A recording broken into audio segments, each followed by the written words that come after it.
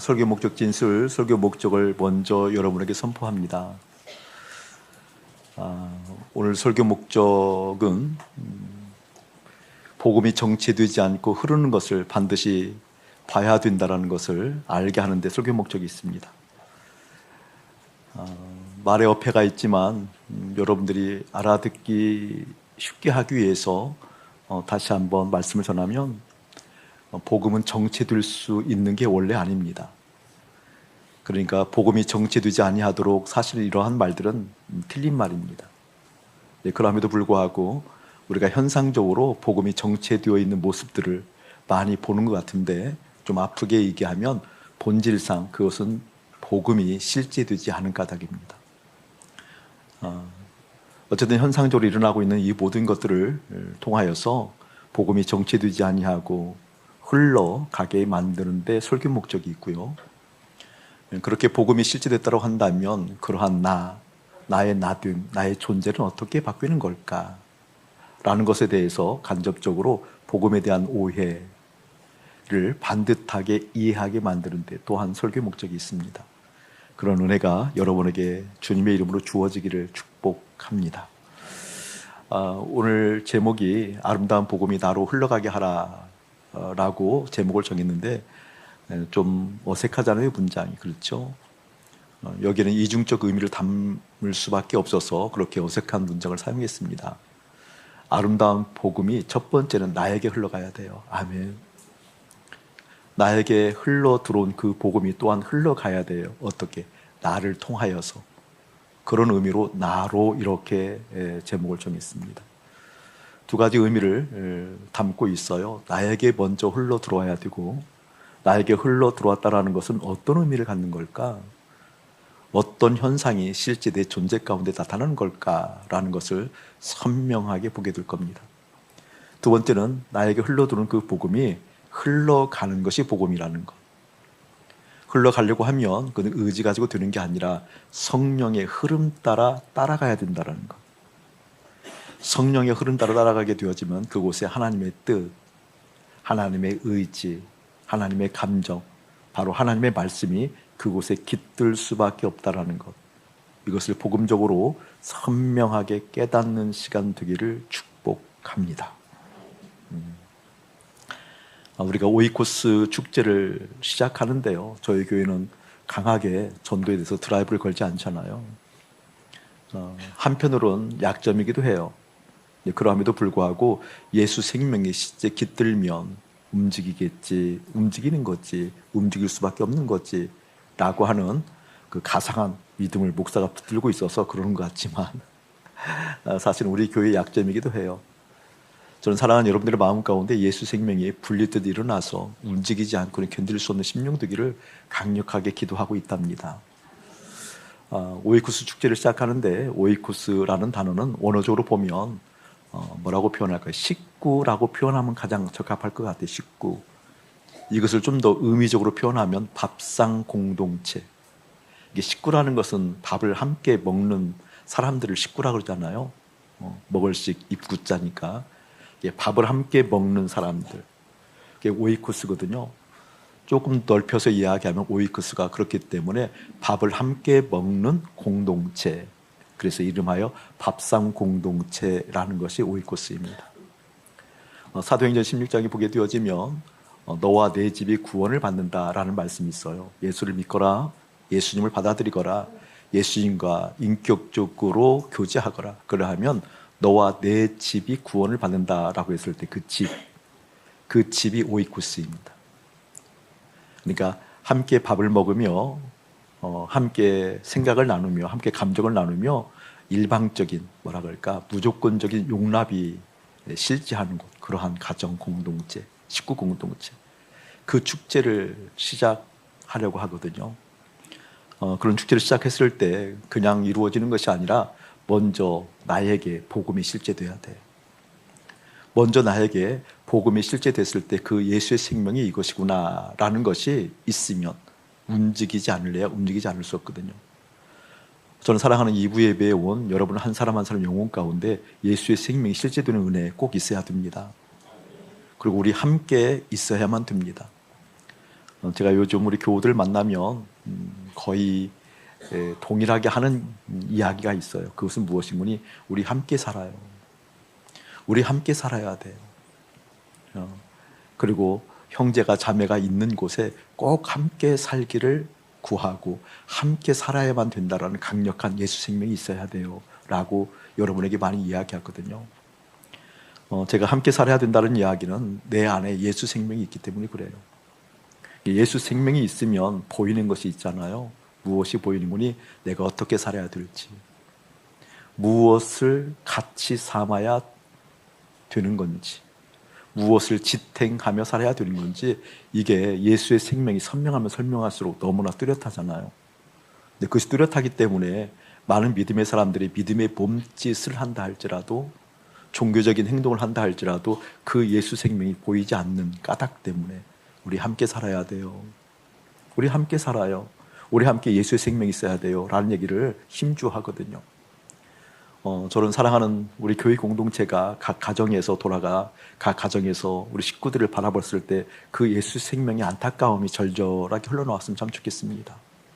사랑하는 남편이, 사랑하는 아내가, 사랑하는 내 자녀들이 정말 함께 살 수 있는 예수의 생명이 있어야 되는데 하나님 어떻게 해야 됩니까?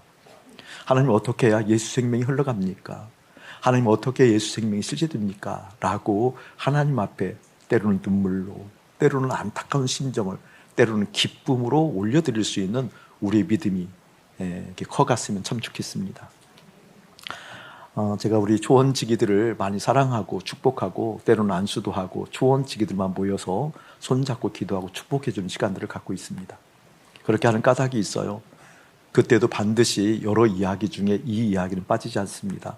초원지기를 통한 하나님의 사랑에 깃들어서 우리 초원 식구들이 우리 초원지기를 통해서 함께 살아야 돼요. 이 이야기를 빠뜨리지 않거든요. 초원지들에게 믿음의 절절함이 다가왔다고 한다면 믿음의 절절함이 다가온 그것이 우리 초원 식구들에게 꼭 흘러가야 돼요.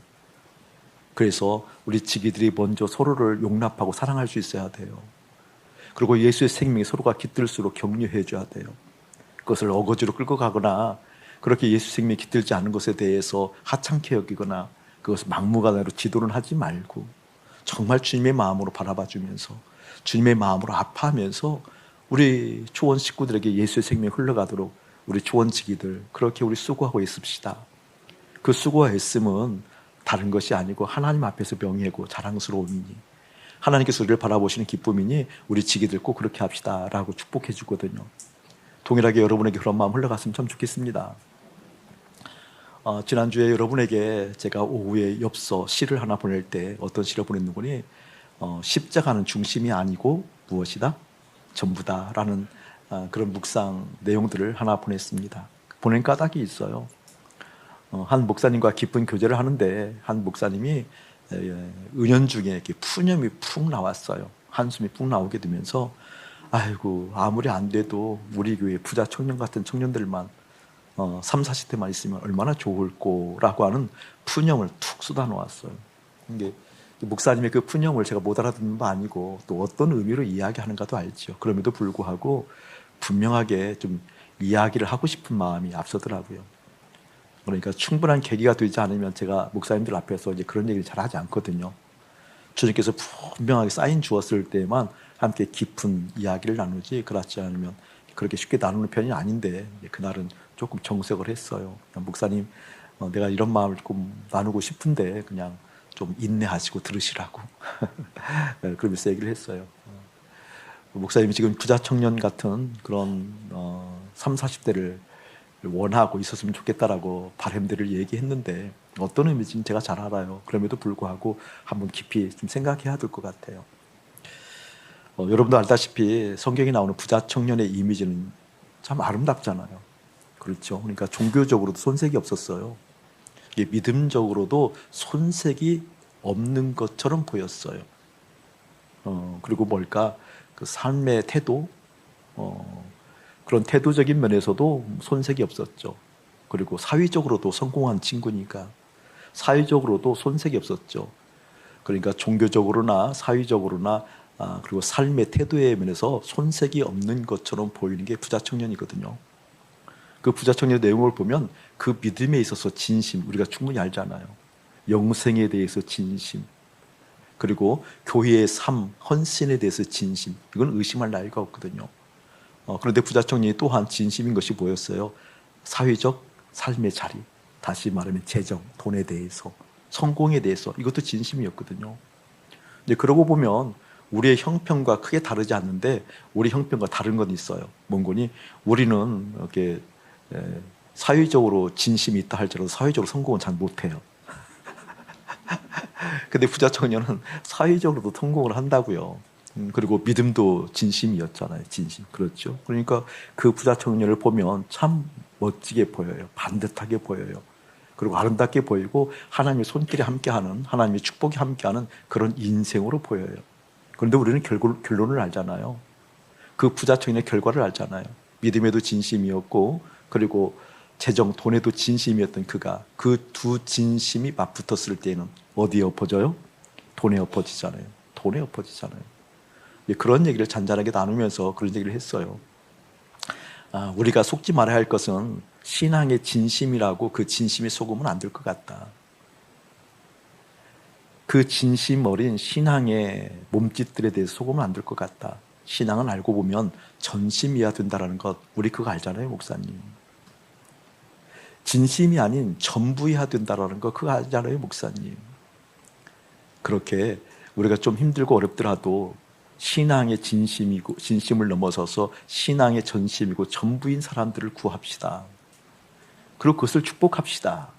그리고 그것이 이루어질 수 있도록 함께 연대하고 주님 마음 나눕시다. 이렇게 마음 나누고 그래도 마음이 이제 개운하지 않더라고요. 그래서 바로 엽서를 써서 여러분에게 보냈습니다. 십자가는 중심이 아닙니다. 길게 묵상거리로 더 길게 쓰려다가 짧게 굵게 좀 울림 있게 보내라고 보냈습니다. 그렇게 우리의 중심이 신앙에 있다고 속지 맙시다. 전심이 되기까지는, 전부가 되기까지는. 할렐루야. 오늘 그것을 좀 나누려고 그래요. 신앙이 우리의 삶에 들으면, 아름다운 복음이 내 안에 들으면 어떤 일들이 일어나는 걸까?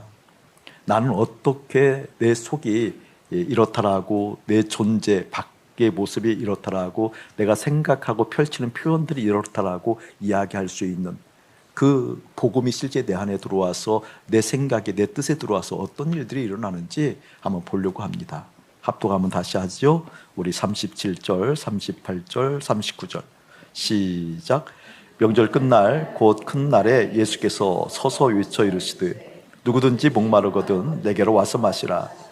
나를 믿는 자는 성경의 이름과 같이 그 배에서 생수의 강이 흘러나오리라 하시니 이는 그를 믿는 자들이 받을 성령을 가르쳐 말씀하신 것이라.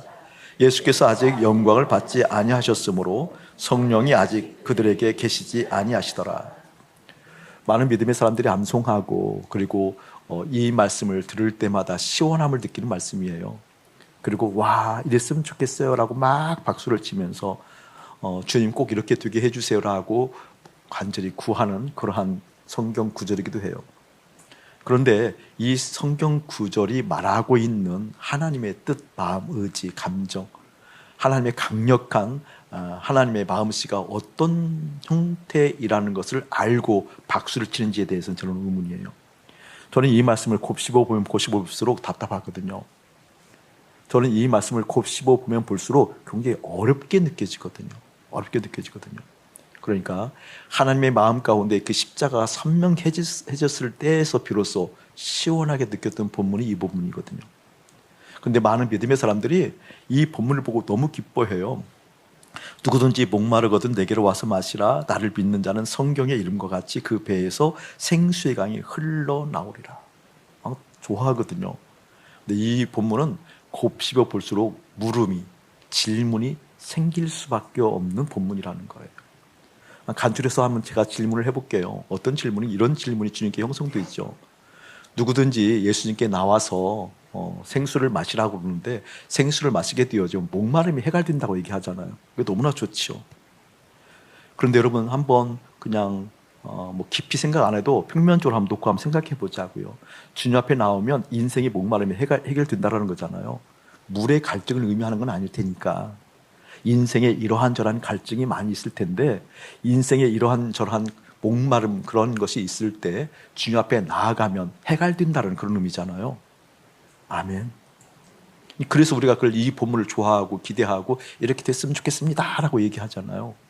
그런데 여러분, 지금까지 예수를 믿어오면서 인생의 목마름이 주님께 나와서 정말 해결되던가요? 이 표정은 그렇잖아요, 여러분. 이게 누구든지 내게 와서 먹고 마시면 어떻게 목마름이 해결된다 그 말씀인 거잖아요. 그래서 우리 좋아하잖아요. 우리 인생에 이러한 저런 목마름 많이 있잖아요. 그 목마름이 정말 주님 앞에 나와서 해결이 되던가요? 되던가요? 어떤가요? 된 것은 어떤 거냐고요? 인생의 목마름 해결된 것은 어떤 거냐고요? 그런 의문이 하나 있고요. 또 하나는 어떤 것이 있는 분이 이렇게 얘기하고 있어요. 내게로 와서 마시라라고 하면서 나를 믿는 자는 성경의 이름과 같이 그 배에서 생수의 강이 흘러나온대요. 어디에서요? 속에서. 내 배에서. 그런데 인생의 목마름이 내 속에서부터 해결된다는 말이 뭐죠? 인생의 목마름은 주로 외부에 있는 것들이니까 외부로부터 와야 해결되는 거 아닌가요? 여러분, 인생의 목마름이 있잖아요. 우리 청소년 시기에는 비전에 대한 목마름이 있잖아요. 꿈에 대한 목마름, 좋은 학교에 들어가고자 하는 목마름, 좋은 곳에 취직하고자 하는 목마름, 승진, 제때에 맞는 또 앞서가는 그런 어떤 높은 자리 위치 선점하고자 하는 그런 목마름 있잖아요. 그렇죠? 결혼에 대한 목마름도 있어요. 결혼에 대한 목마름도 있고, 그러니까 건강에 대한 목마름, 성공에 대한 목마름, 그런 것들이 많이 있잖아요, 여러분. 그런 목마름이 있을 때에는 그런 목마름이 어떻게 내 속으로부터 해결이 되냐고요. 해결되던가요? 대답 좀 해주세요. 그런데도 불구하고 이 말씀을 다들 좋아하거든요. 예를 들어서 돈이 부족하면, 돈에 대한 목마름이 있으면 돈이 풍성하게 임했을 때서야 비로소 그게 해결되는 거잖아요. 그런데 내 속으로부터 생수형이 흘러나온다. 목마른 자를 오라고 그러는군. 그러니까 말이 안 되잖아요. 이게 말이 안 되는 것을 기뻐하려고 그러니까 저는 굉장히 어렵다 그 말이에요. 말이 안 되는 것을, 그것을 막 우리가 생각하고 있는 관점으로 목마름이 해결된다라고 여기는 것에 대해서 굉장한 믿음의 아픔을 느낀다 그 말이에요. 여러분, 건강에 대한 목마름은 건강이 충만하게 임하는 것이 건강에 대한 목마름을 해결하는 거잖아요. 그렇죠? 자녀에 대한 어려움들이 다 있는 것 같아요. 우리 자랄 때만 해도 그 뭐예요? 사춘기? 그 사치였잖아요. 어디 뭐 그러면 끝났잖아요. 우리 때는 사춘기가 없었어요. 있었는데 사춘기를 표시내면 뭐 어디가 반항하냐? 뭐 그러면 이제 그 한마디로 끝났거든요. 근데 이제 이러한저러한 사회적으로 인권이라는 것이 뭐라 그럴까? 그 본질상 인권에 대한 개념보다는 좀 왜곡된 그런 인권들이 있어서 아이들을 인권이라는 이름하에 취급을 해주잖아요. 외절에도 취급해줬어요, 다. 그런데 이제 그런 것을 이렇게 정돈해 나가는 것이 사람 취급한다라고 여기는 측면이 인권에 대한 측면들이 있기 때문에 이제 아이들이 사춘기를 마음껏 발산하잖아요. 마치 사춘기가 없으면 자기가 사람으로 못 끼는 것처럼 막 괜히 또 화가 나네. 가족에 대해 자녀들에 대한 이런저런 어려움들이 있잖아요. 그렇잖아요. 그 목마름이 있거든요. 그러면 자녀들이 갑자기 똑바로지면 그 목마름이 해결되는 거잖아요. 근데 오늘 성경은요, 그런 얘기는 전혀 하지 않거든요. 뭐예요? 내 속에서부터 생수의 강이 흘러나오리라. 이게 무슨 목마름에 대한 해결인가라는 것들을 생각해 봐야 되는 거죠. 먼저 긴 이야기를 짧게 좀 정리하고 싶어요. 다른 것이 아니라 여러분, 목마름에 대한 정의가 믿음의 사람들에게는 분명하게 이루어져야 되거든요. 본디에 우리가 하나님과 함께 있었던 에덴에서 목마름이 없었던 사람들 있잖아요. 에덴, 모든 것이 다 갖추어진 것이기 때문에 에덴은 가장 큰 기쁨이니까 모든 큰 기쁨의 요소들이 다 있었거든요. 먹을 것, 될 것, 해야 될 것, 뭐 만족할 것, 모든 것들이 완벽하게 갖추어졌던 것이 에덴이잖아요. 그렇죠? 그 에덴에서는 어떻게 모든 것이 다 있고 갖추어졌고 기쁘고 충만하기 때문에 그곳에서 그렇게 하신 하나님을 예배 드리면서 하나님과 교제하면서 살았잖아요. 그런데 우리가 타락이라는 것, 죄라는 것이 내 속에 들어와서 판단이라는 것이 들어오고 내가 하고자 하는 욕구들이 들어와서 스스로라는 개념들이 들어오게 되어지면서 에덴으로부터 쫓겨나게 되잖아요. 그렇죠? 에덴으로부터 쫓겨났을 때 하나님과 단절이 되어져요. 하나님과 단절이 되어진 우리의 인생이 있어요. 단절되어지니까 그때부터는 이제 만족이라는 것이 들 수 없죠. 왜냐하면 우리의 마음은 본디 성경적 관점으로 정확하게 이야기하면 마음을 만드신 이유가 있잖아요. 하나님께서 우리의 몸을 만드시고 우리의 몸에 생명, 살아있는 영이 들어갔을 때 우리의 몸, 이 신체에 들은 것이 아니라 우리의 몸이라고 일컬어지는 또 하나의 기관, 어떤 기관? 마음. 마음에 영이 들어가잖아요. 이게 마음이라는 것은 그 크기가 하나님의 영이 들어갈 수 있는 크기예요. 아멘. 그걸 좀 더 쉽게 얘기하면 하나님께서 들어가 좌정하실 만한 크기가 마음이라고요. 이게 마음의 크기는 측정이 안 되는 거죠. 한번 오그라들면 바늘끝도 들어가지 못하는 얼음덩이가 되어지는 것이 마음이고, 그러니까 마음은 한번 풀어지면 모든 사람들을 다 품어요. 목사가 컨디션 좋으면 여기 있는 여러분들이 수백 명이 그냥 각기 다른 모양으로 저를 괴롭게 하더라도 하나도 안 괴로워요. 그런데 내 마음에 주님 안 계시면은요, 눈빛 하나에 넘어져요. 왜 눈을 그렇게 뜨냐? 그게 또 우리잖아요, 여러분. 그렇잖아요. 이게 마음이라는 것은 하나님이 거하려고 만든 것이 마음이라고요. 마음. 근데 우리는 잘 생각해 보라고요. 목마름이라는 것이 어떻게 생각하니? 돈이 없다고 치면 돈이 없어서 목마른, 내 마음이 목마르다고 생각해요. 내 마음이 갈증을 일으킨다고 생각해요. 그러니까 돈이 충족되면 내 마음이 행복하다고 생각한다니까요.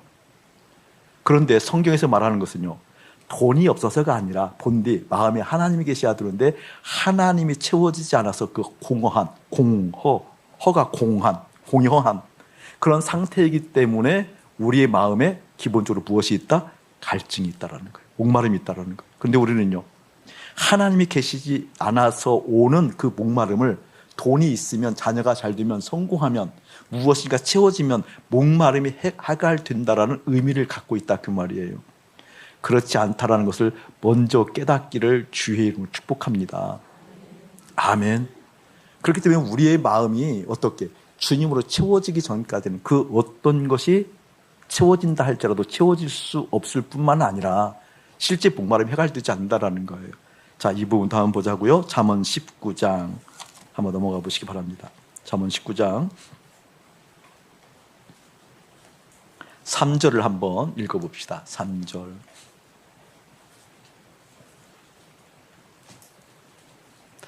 잠언 19장은 내일 종순이 집회 때 저녁 집회의 말씀입니다. 그래서 일부 발췌해서 여러분에게 내일 제주도 가서 종순이 세미나 할 때 그 세미나는 19일 날이라서 할 게 없더라고요. 그래서 잠언 19장 하는 거예요. 3절 한번 읽어봅시다. 시작. 사람이 미련함으로 자기 길을 굽게 하고 마음으로 여호와를 원망하느니라. 저를 한번 보실래요, 여러분? 미련해서 자기 길을 굽게 한대. 아하, 사람이 미련하면 자기의 길을 평탄케 곧장 가지 않고 굽어지는 거구나. 이게 자기의 길, 내 인생길이 굽어진다라는 것은 미련해서 그러는구나라는 것을 하나 알 수 있고요. 그 뒤에 보면 미련해서 자기의 길을 굽게 했음에도 불구하고 마음으로는 누구를 원망해요? 아, 이거 참 고약해요. 자기가 미련했음에도 불구하고 마음으로 하나님 원망해요. 이걸 빗대어서 좀 얘기를 할게요. 그냥 유머로 들으세요, 여러분.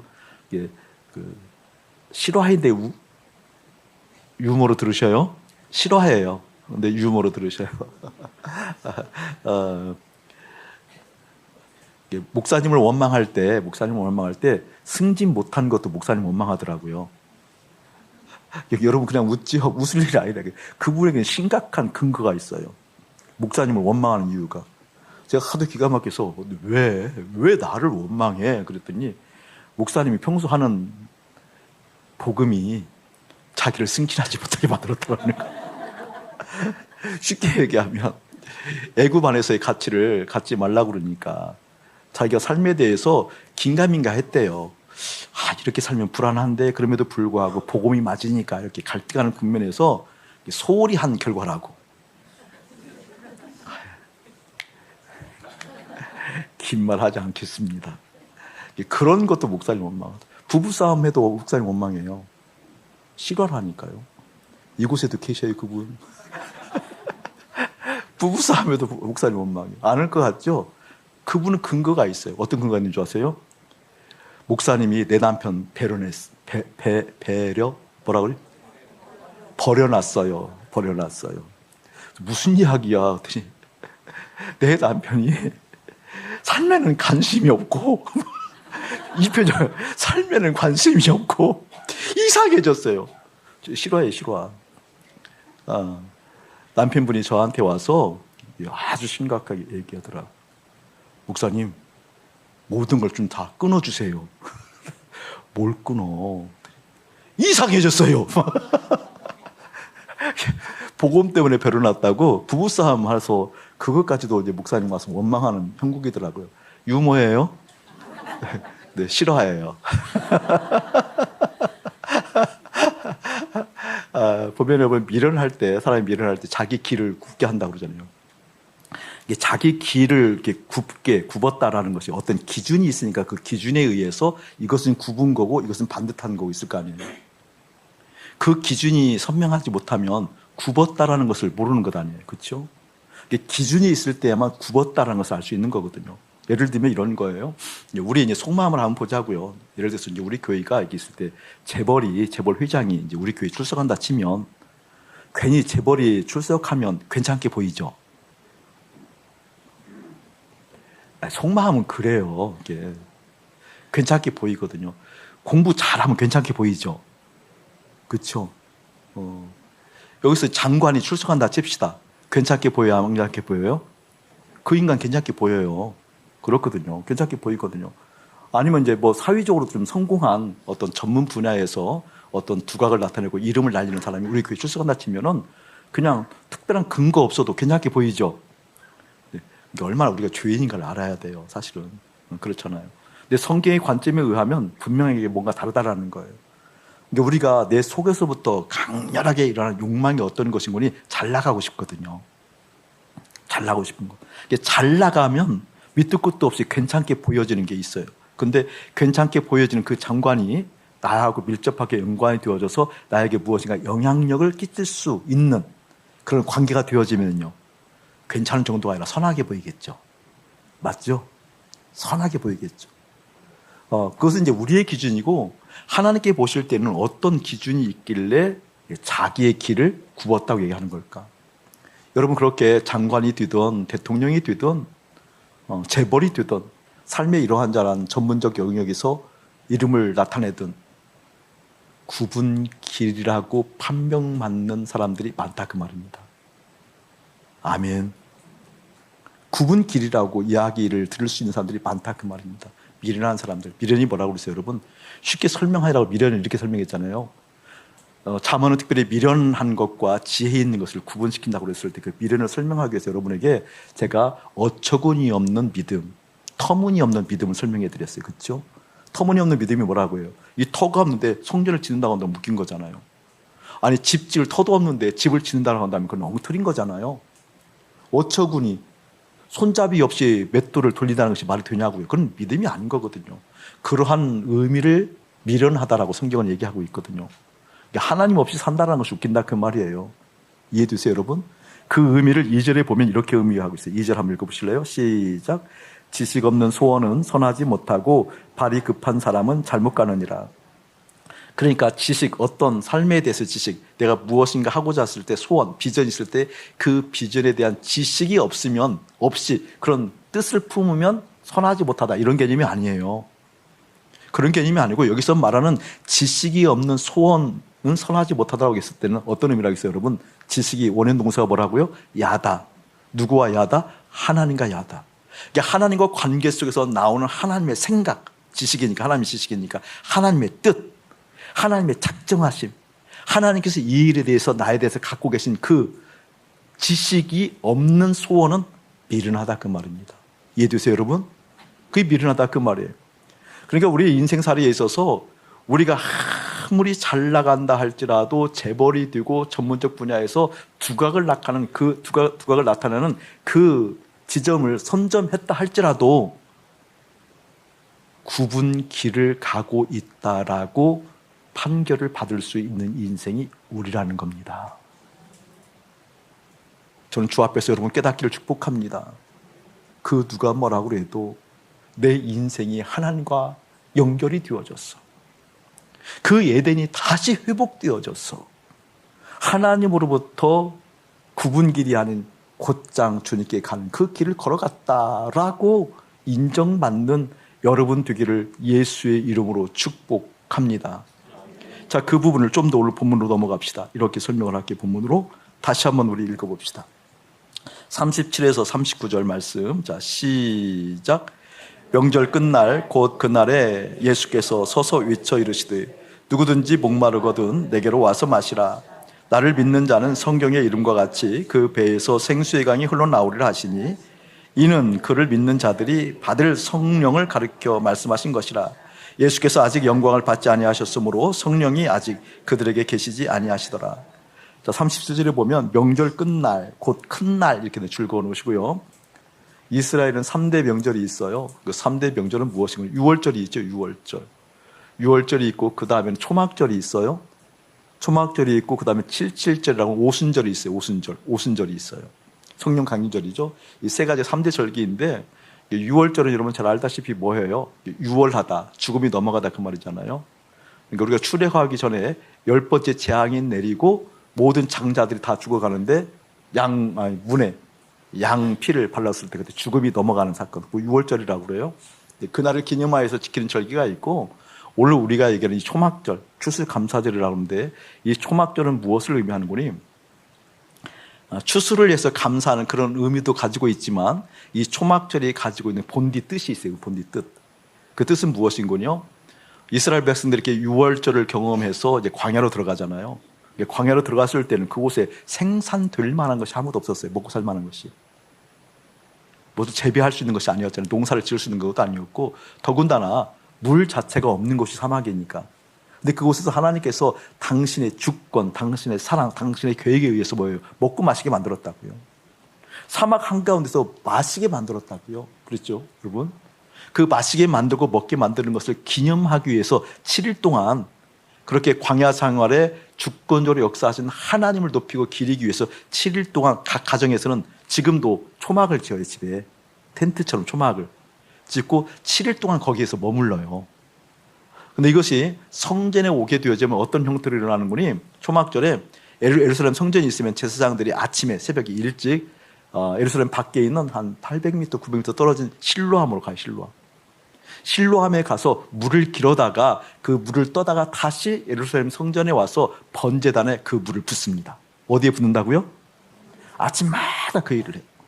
그것을 7일 동안 하고 8일째 막 추수감사절로 절기로 어떤 재래 의식을 지내는 것이 아니라 막 축제를 벌여요. 감사.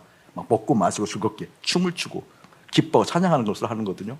근데 7일 동안은 뭘 하는 거니? 날마다 제사장들이 행진하면서 실로하면서 물을 길러다가 그 물을 떠다가 다시 한번 어디에 물을 붓는 번제단에 붓는다고요. 중요한 의미가 있어요, 여러분. 이 의미가 이것을 날마다 7일 동안 한다고요.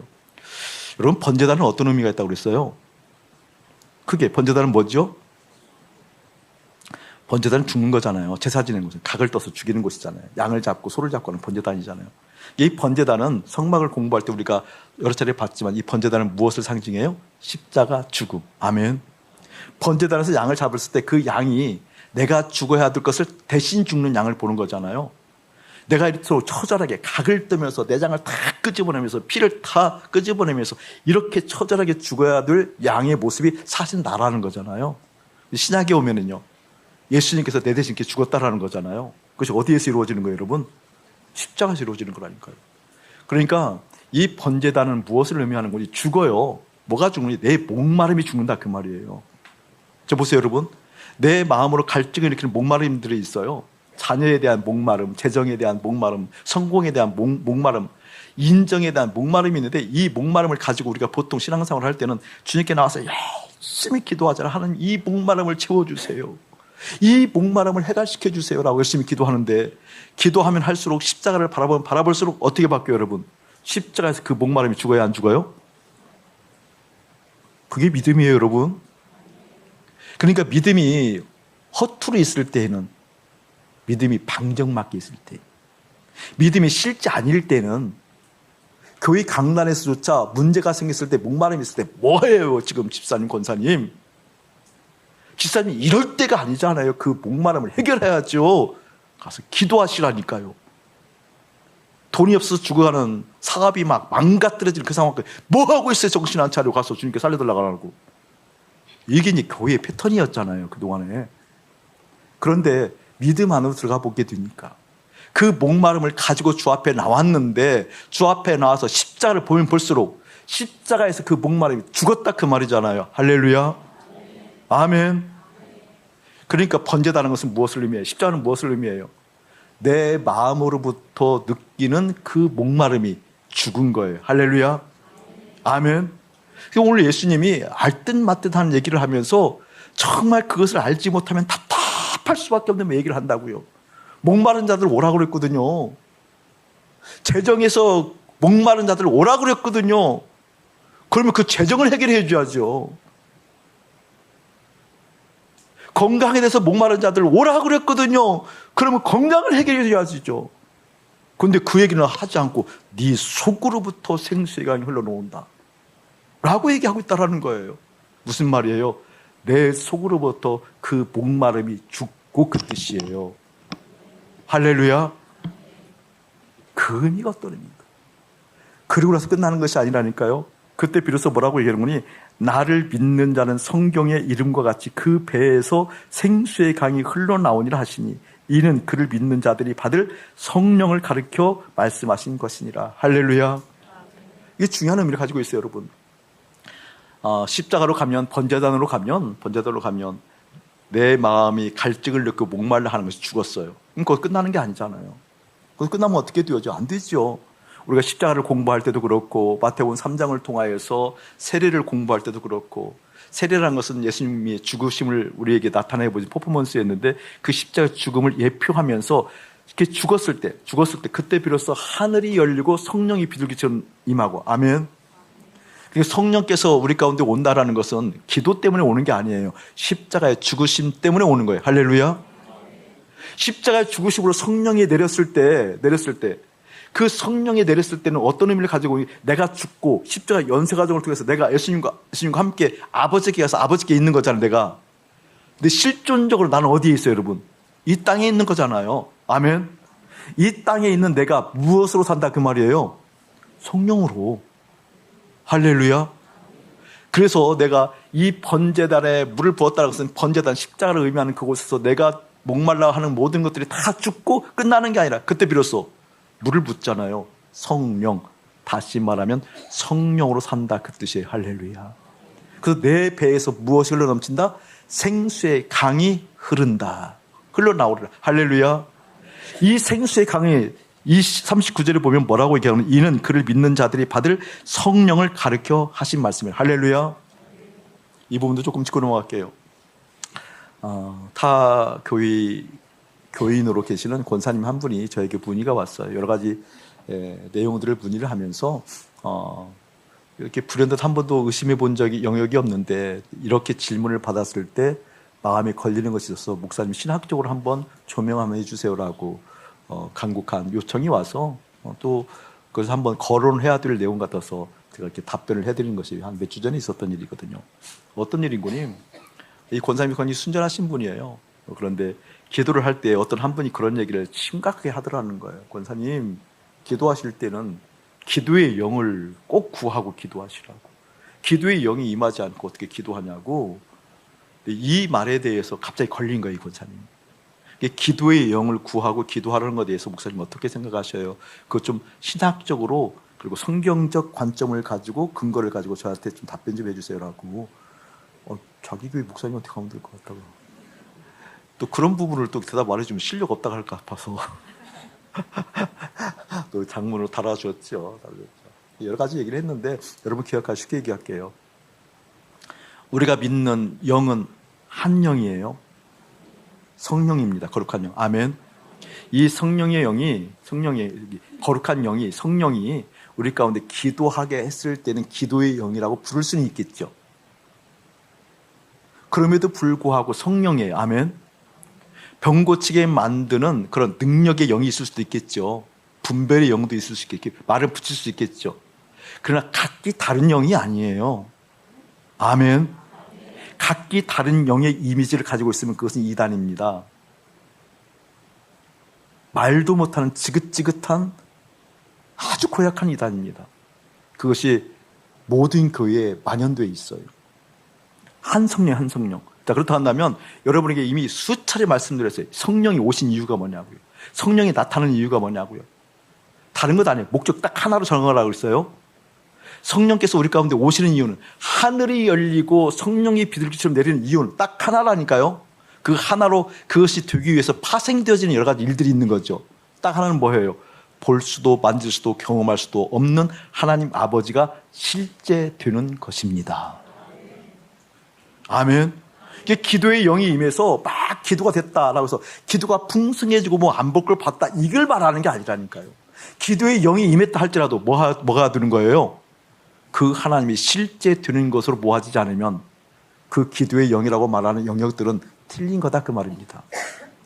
병 고치는 영이, 능력의 영이 임했다 할지라도, 각종 많은 방언과 은사가 임했다 할지라도 볼 수도 만질 수도 경험할 수 없는 그 하나님이 실제 되는 것으로 온전하게 드러나지 않으면 그것은 경계하라, 그 말입니다. 아멘. 여기서 말하는 성령, 생수의 강, 이 생수의 강을 이렇게 설명하고 있어요. 다시 한번 제가 읽을게요. 38절. 나를 믿는 자는 성경의 이름과 같이 그 배에서 어떻게 생수의 강이 흘러나오리라. 아멘. 강은 뭐예요? 흘러가는 거거든요. 성령을 흘러가는 것을 표현하고 있어요. 중요한 의미예요. 야, 요한복음 3장 한번 보시기 바랍니다. 요한복음 3장.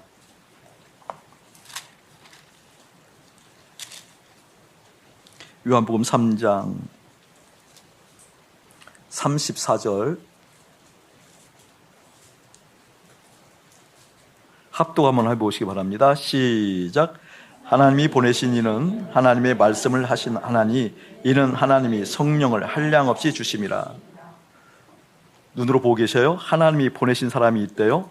하나님이 보내신 사람이라고 한다면 반드시 하나님의 말씀을 한대요. 다른 말을 하는 것이 아니라 하나님의 뜻을 알고 그 뜻을 말하게 된대요. 하나님의 생각을 알고 하나님의 생각을 말하게 된대요. 하나님께서 보내신 자는. 그러면서 이렇게 얘기해요. 그 이유는, 그 까닭은 하나님이 성령을 한량없이 주심이라. 할렐루야. 말씀과 성령은 반드시 연관되어 있다. 말씀이 성령 없이 하게 되면 그건 웃긴다. 진지하게 주님 마음을 보는 것이 아니라 웃기는 일이 되어진다. 성령 없이 말씀을 하게 되면 반드시 왜곡하고 그것을 어떻게 자기의 유리한 국면을 나타내기 위해서 할 수밖에 없다라고 얘기한다는 거예요. 제가 목사직임을 감당하잖아요, 여러분. 이 목사직임을 감당하는 것이 하나님의 큰 은혜예요. 전 두 가지 차원에서 큰 은혜를 받는데 하나는 아슬아슬하고 하나는 너무나 큰 은혜예요. 제가 이 목사직임을 감당하는 가장 큰 은혜는 무엇인거요? 말씀을 상고한다라는 거예요. 그 말씀을 상고한다는 의미가 뭘까요? 말씀이 나를 비추어 보아서 내가 어떠한 인생인지, 어떠한 존재인지, 이러한 존재가 어떻게 주님 앞에서 은혜를 입었는지 날마다 말씀을 통해서 먼저 깨닫는다는 거예요. 근데 위험성이 뭔지 아십니까? 말씀을 이용할 수도 있다는 겁니다. 말씀을 통해서 인기몰이도 할 수 있다는 겁니다. 말씀을 통해서 여러분들을 얼마든지 죽일 수 있다는 겁니다. 뭐하냐? 이렇게 문제 생겼는데 그 문제 해결해달라고 기도하지 않고 같이 기도하면서 문제가 해결됐을 때 두 영혼이 다 죽습니다. 그런 위험성도 있습니다. 성령을 통해서 하나님의 말씀이 실제된다고 한다면 다른 것을 이야기하지 않습니다. 복음을 이야기합니다. 복음의 역사가 여러분 가운데 흘러가길 축복합니다. 그렇게 얘기했을 때 어떻게 얘기하냐면 이는 하나님이 성령을 한량없이 즐거워 놓으세요. 한량없이, 끝없이 주심이라. 저를 보세요, 여러분. 끝없이 성령이 임한다라는 거예요. 성령이 끝없이 임하는 것이 끝이었다고 한다면 문제가 생긴 거예요. 잘 보세요, 여러분. 성령이 임한다라는 것은 절대 조건이 갖춰진다고 그랬어요. 누구와 함께 연합해 십자가 연쇄 과정이 있어야 된다고요? 예수님과 함께. 아멘. 예수님과 함께 죽었을 때에만, 목마름이 죽었을 때에만, 내 마음의 목마름이 죽었을 때에만 무엇이 임하는 거예요, 여러분? 성령이 임하는 거잖아요. 성령이 임하는데 그 나타나는 까닭은 어떻게? 한량없이, 끝없이 끊겼다 그 말은요, 지금 복음이 끊겼다 그 말이에요. 아멘. 한량없이. 오늘 요한복음 7장에서도 이야기하는 것 같이 그 배에서 생수의 강이 흘러나오리라. 흐른다 그 말이에요. 끝없이. 정체되는 것이 아니라 끝없이 흘러간다 이 말이에요. 그 말은 무슨 말이에요? 흘러가는 그 성령을 따라간다 그 말이에요. 어떻게? 하나님의 뜻이 임하는 곳이니까. 말씀과 성령을 함께 가니까. 하나님의 마음이 임하는 것이니까. 하나님의 생각이 임하는 것이니까. 그래서 오늘 온통 내 관심이 어디에 가 있는 거예요? 그 성령의 흐름이 어디에 있는지, 하나님의 뜻이 어디에 있는지, 하나님의 마음이 어디로 가고 있는지, 그 실제를 경험하는 것이 복음이 내게 임한 사건이다 그 말입니다. 저는 주의 이름으로 여러분에게 축복하며 또 축복하는 것은 그것입니다. 인생의 목마름, 그 목마름이 어떻게? 십자가에서 내 마음이 온전히 죽는 것을 소원하십시오. 그 십자가가 실제 되기를 기도하십시오. 여러분 얼마나 아름다워요. 내 인생의 모든 목마름들이 십자가 죽고 나서 그것이 나에게 영향 끼치지 못하는 그 하늘의 영광이 휩싸이는 것, 그 얼마나 아름답냐고요. 그래서 복음이 아름다운 거라니까요. 할렐루야. 그 아름다움이 실제 있을 때 그냥 멍이 있는 것이 아니잖아요. 주님의 영, 성령이 내게 오셔서 흘러가게 한대요. 그때 비로소 내 가정을 살리고 아내, 남편을 살리고 자녀들을 살리고 삶의 자리를 살리는 성령이 흘러가는, 한량없이 성령이 임하는 그 은혜가 오일구스 축제하는 시간에 사랑은 나로부터 나에게 임하는 역사가 일어나기를 예수의 이름으로 축복합니다. 지난 금요일 저녁에 우리 형제들하고 목사님과 함께하는 영성 모임을 하는데, 끝나갈 쯤에 한 형제가 그 깊은 고백을 하나 하더라고요.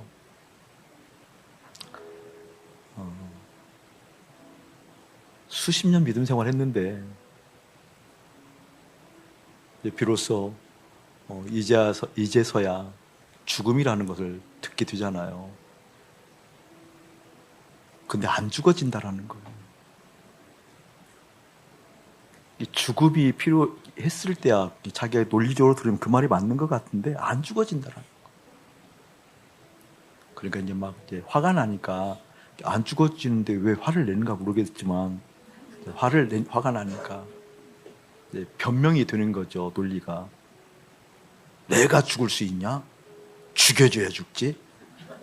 이제 아내한테 이제 화풀이 하고 막 화풀이 하는 거죠. 내가 죽냐? 죽여줘야 죽지. 내가 어떻게 죽냐? 이렇게 오히려 이제 든 거예요. 근데 드디어 알았다고.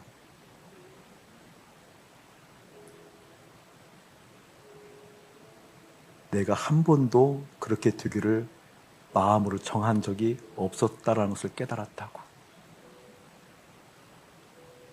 정해야 되겠구나.